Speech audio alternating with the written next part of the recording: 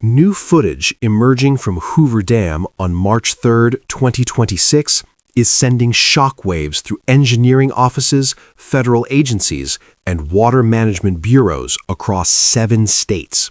Because what is visible on that concrete wall should not be possible. A white mineral scar stretching 140 feet above the current waterline tells a story that decades of government reports buried in technical language and bureaucratic reassurance could never fully hide. Lake Mead, the largest reservoir in the United States and the water supply for 40 million Americans, is dying in plain sight. And the most terrifying part is that nobody has a plan to stop it. The morning the footage changed everything. March 3, 2026, 6:47 in the morning Pacific Standard Time. A maintenance crew conducting routine inspection work along the downstream face of Hoover Dam pauses. Their equipment logs stop. A crew supervisor radios back to the Bureau of Reclamation field office in Boulder City, Nevada, with a measurement reading that makes no immediate sense to the dispatcher on the other end of the line. The Bathtub ring is now 140 feet above the current water surface. For anyone who has visited Lake Mead in recent years, the Bathtub ring needs no explanation. It is the pale white calcium carbonate crust that coats the canyon walls wherever water once stood. It is geology's own timestamp, a geological receipt documenting exactly how much water has vanished and never returned. But 140 is a number that breaks the existing record. It surpasses every previous measurement taken since the Bureau of Reclamation began systematic monitoring. It means the waterline visible in photographs from the year 2000 is now more than 14 stories above the surface that exists today. Within hours, independent footage captured by recreational visitors near the Hoover Dam overlook begins circulating. The images confirm what the maintenance crew reported. The white scar on the canyon walls has expanded visibly, measurably, undeniably. By noon, Bureau of Reclamation officials confirmed that Lake Mead's elevation has dropped to 623 feet above sea level, the lowest sustained reading in the recorded history of the reservoir. Water managers across Arizona, Nevada, California, and 4 additional states received simultaneous briefings. Emergency coordination calls activate between federal agencies. The language used in those calls is not the cautious, hedged language of bureaucratic routine. The language is urgent.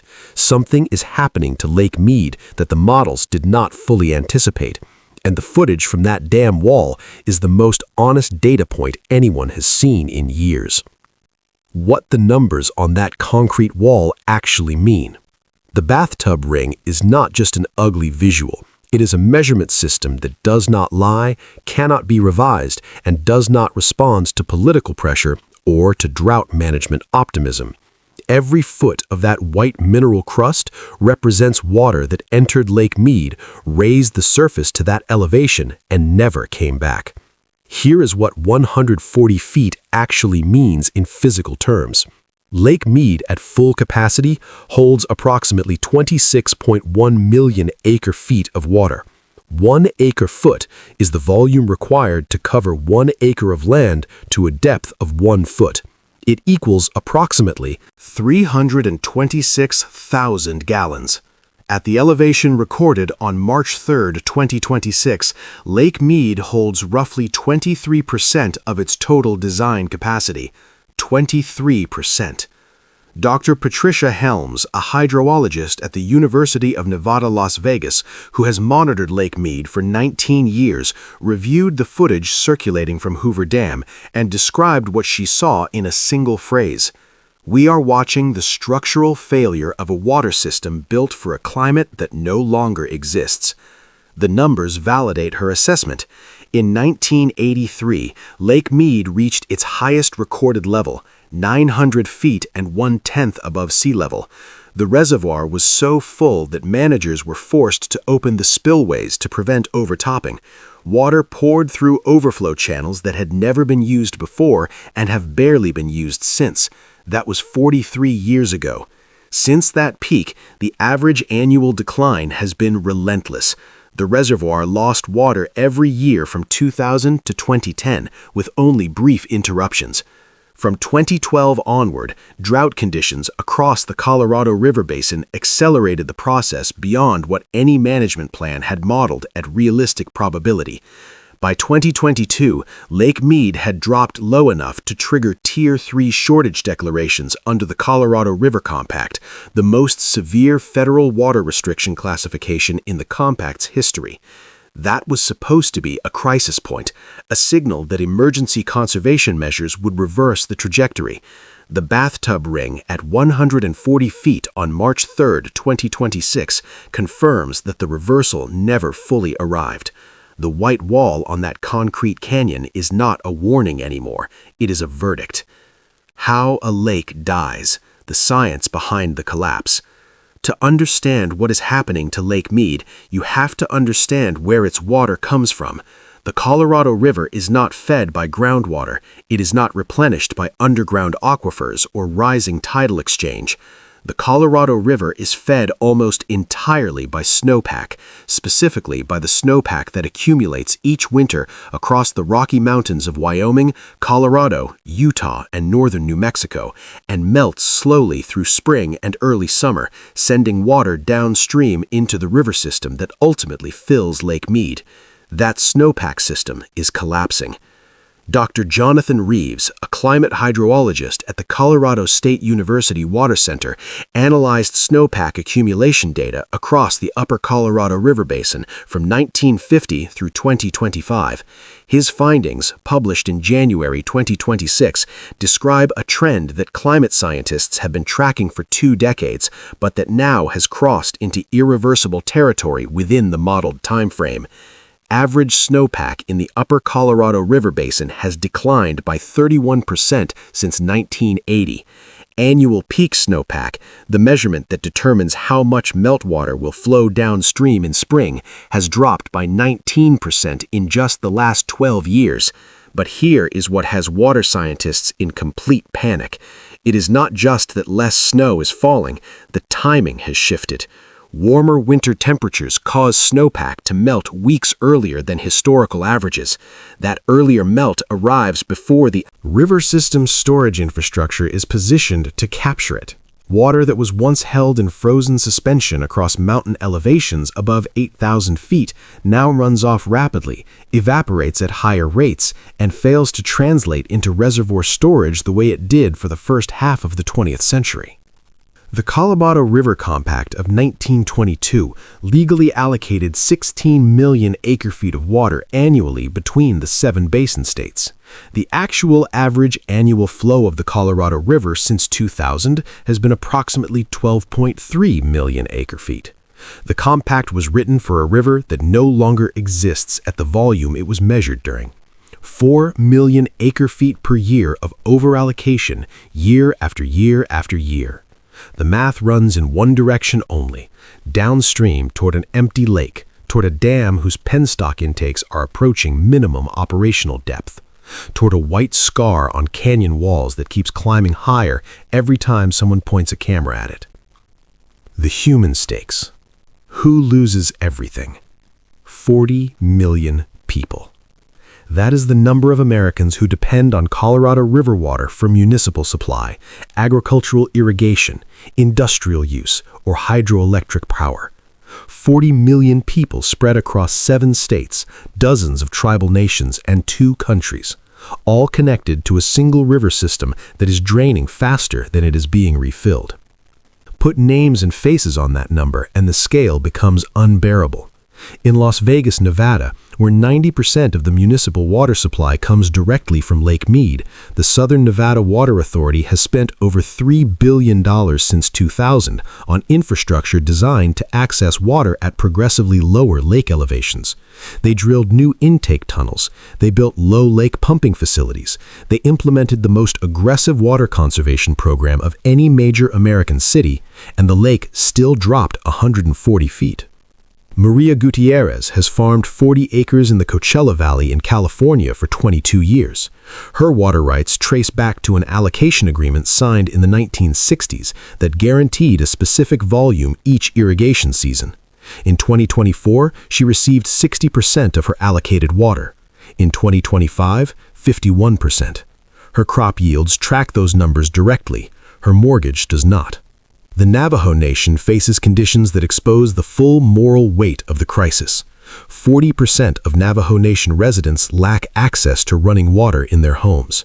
They rely on hauled water, on community collection points, on springs and wells that connect to the same overtaxed aquifer system beneath the Colorado River Basin. As the basin depletes, the options narrow. There is no alternative infrastructure waiting. There is no backup system in place. In Phoenix, Arizona, where growth projections through 2040 envision an additional 1.2 million residents, city planners are running emergency scenario models. What happens to a major American metropolitan area of 6 million people when its primary water source drops below operational thresholds? The models exist. The answers in those models are not being shared publicly, but sources inside Arizona's Department of Water Resources describe growing alarm at the conclusions emerging from those simulations.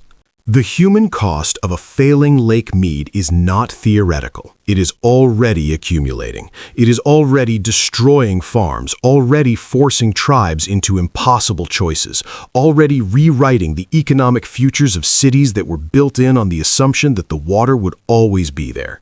The footage from Hoover Dam does not show a bathtub ring. It shows 40 million people running out of the time. How we got here, the century-long miscalculation.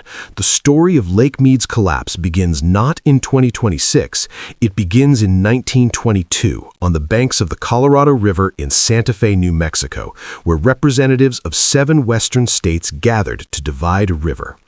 The Colorado River Compact of 1922 is one of the most consequential documents in American history, and one of the most catastrophically flawed. The negotiators allocated the river based on flow measurements taken during an unusually wet period in the early 20th century. The data they used as their baseline captured the river at volumes that paleoclimate research now confirms were anomalous. Tree ring studies analyzing centuries of drought and precipitation data across the Colorado River Basin showed that the flows measured between 1900 and 1920 represent some of the wettest years the basin had experienced in over 400 years. The 7 states divided a river at its historic high watermark and assumed that number was normal. It was not normal.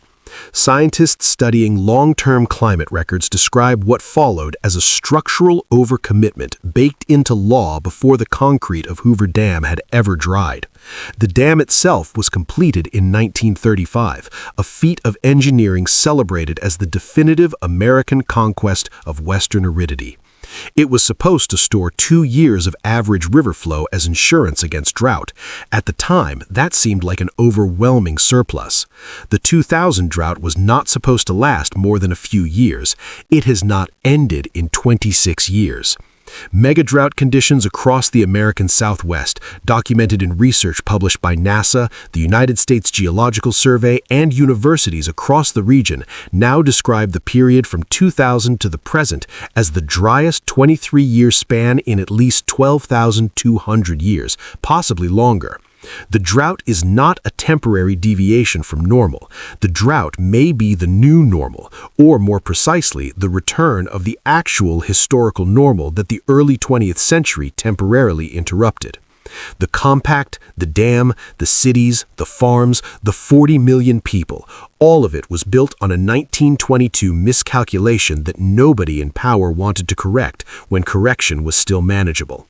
The footage from March 3, 2026 shows what happens when the reckoning finally arrives. Infrastructure on the edge. Here is what most people watching footage of Hoover Dam do not understand. Hoover Dam's most critical function is not holding water, it is generating electricity. The dam's 17 hydroelectric generating units produce enough electricity to power approximately 1.3 million average American homes. That power flows into a grid serving Nevada, Arizona, and California. It powers hospitals. It runs water treatment plants. It keeps the lights on in communities that have no immediate alternative generating source capable of replacing what Hoover Dam provides. Those generators require water. Specifically, they require water pressure. As the lake surface drops, the pressure head driving water through the dam's penstocks and turbines decreases. Less pressure means less generating capacity. The relationship is not linear. It accelerates as the lake drops. At an elevation of 1,050 feet above sea level, Hoover Dam operates at approximately 90% of its rated generating capacity. That was the normal operating range through most of the dam's history. At 623 feet above sea level, where Lake Mead stood on March 3, 2026, the dam is generating at a fraction of its designed output. The minimum power pool elevation, the level below which the turbines cannot function at all, sits at approximately 1,050 feet. Wait, let me restate those numbers in the context of the current crisis. The current lake level is more than 427 feet below full pool. The power pool minimum is approximately 167 feet above the current surface. The dam is still generating power, but the margin between current operation and complete hydroelectric shutdown is narrowing every time new footage shows that white scar climbing higher. Dr. Kevin Walsh, a civil engineer who spent 14 years working for the Bureau of Reclamation before moving to the University of Arizona, reviewed the March 3rd footage and described the intake infrastructure situation in terms he said he would not have used publicly 5 years ago. We are now within a realistic scenario window for dead pool conditions within this decade. If the current trajectory continues, dead pool means the water level drops below the lowest intake elevation. The dam cannot release water downstream at all. The generators stop. The downstream flow that 7 states legally depend on simply ceases. Dead pool. Those 2 words are appearing in more official documents and scientific papers with each passing quarter. And the footage from that White Canyon wall keeps confirming the trajectory. The domino effect. 7 states, 1 draining lifeline. The failure of Lake Mead does not stay in Nevada. The moment the reservoir crosses critical thresholds, a cascade of consequences begins moving downstream and outward across the most economically productive agricultural region in the United States. The Imperial Valley of California produces more than 80% of America's winter vegetables. Lettuce, broccoli, carrots, spinach, melons. The produce aisles of grocery stores across the country in December and January are stocked almost entirely by farms drawing water from Colorado River allocations. California holds senior rights under the compact, meaning its allocations are theoretically protected even when junior rights holders are cut off. But senior rights in a river that no longer carries enough water to honor all obligations simultaneously become academic. Mexico holds treaty rights to 1.5 million acre-feet of Colorado River water per year. That treaty, signed in 1944, represents an international legal obligation. As the river system collapses, the United States faces a scenario in which it cannot simultaneously honor domestic allocations and international treaty commitments. The diplomatic implications are significant and largely undiscussed in public forums. Lake Powell, the reservoir immediately upstream from Lake Mead, is experiencing its own collapse. Sitting behind Glen Canyon Dam in northern Arizona, Lake Powell had dropped to approximately 30% of capacity as of early 2026. The 2 reservoirs operate as a connected system. When Powell drops, it sends less water to Mead. When Mead drops, there is no buffer to absorb Powell's own deficits. The Colorado River Basin's dual reservoir system was designed with a combined storage buffer of nearly 50 million acre-feet. That buffer currently holds approximately 9 million acre-feet. The pipeline that was supposed to guarantee Western water security for a century has become a nearly empty vessel.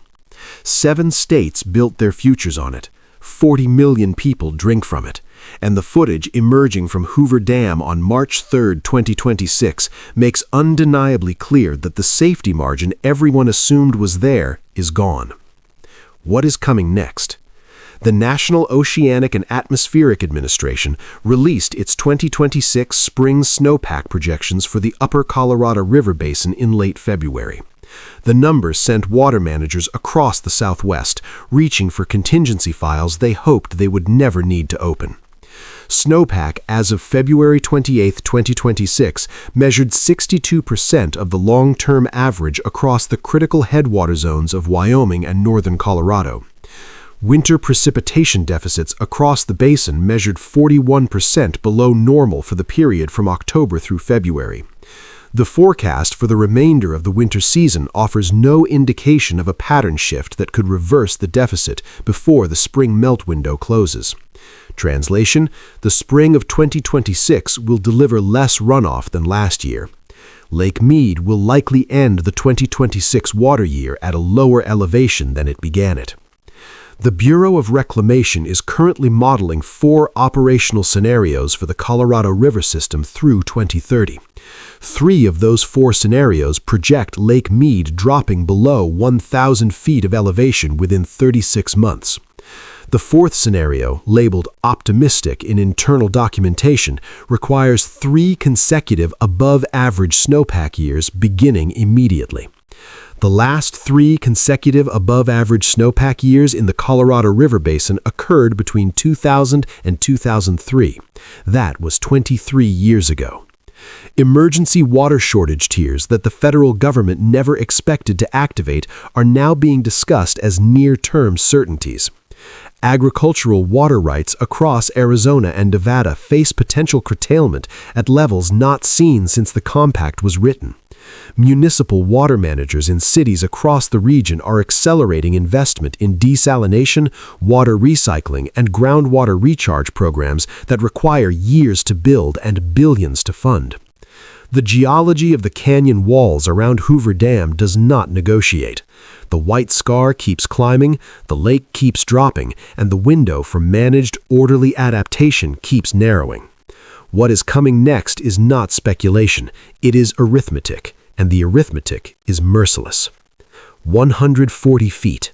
That is the distance between where the water was and where the water is. That is the height of a 14-story building now rising as empty air above a lake that was supposed to be permanent. The footage emerging from Hoover Dam on March 3, 2026, does not show a natural disaster in the traditional sense. There was no earthquake, no hurricane, no single catastrophic event. What the footage shows is the accumulated consequence of a century of decisions made by people who assumed the future would look like the past, who built cities in deserts on the promise of a river that could not keep that promise forever, who signed compacts and issued water rights and approved development permits and approved them again and again and again while the snowpack declined and the temperatures climbed and the lake quietly dropped 1 foot at a time. The Colorado River does not end in the Gulf of California anymore. It has not reached the sea consistently since the 1990s. It simply runs out. It disappears into agricultural fields and municipal pipes and evaporation and deficit long before it reaches where it was always supposed to go. That river and the lake it fills built the American Southwest. Las Vegas, Phoenix, Los Angeles, San Diego, and Tucson, the cities of the sun, were possible because of that water. The white scar on the canyon wall at Hoover Dam is the most honest measurement in the American West. It says, this is what you used, this is what you took, this is what did not unback. The water that sustained 40 million people is not coming back at the volume the 20th century promised. The infrastructure built to hold it is running on margins that shrink with every footage update, every Bureau of Reclamation elevation report, every snowpack projection that comes in below average. The lake is still there, the dam still stands, the water still flows, for now. But the footage does not lie, and 140 feet of white rock above a falling waterline is telling anyone willing to look exactly where this ends. Amazing discoveries. Make sure to subscribe and hit the bell icon. Share this video with friends and join the discussion on what these findings could mean. Your thoughts and questions are important, so let's explore incredible mysteries together.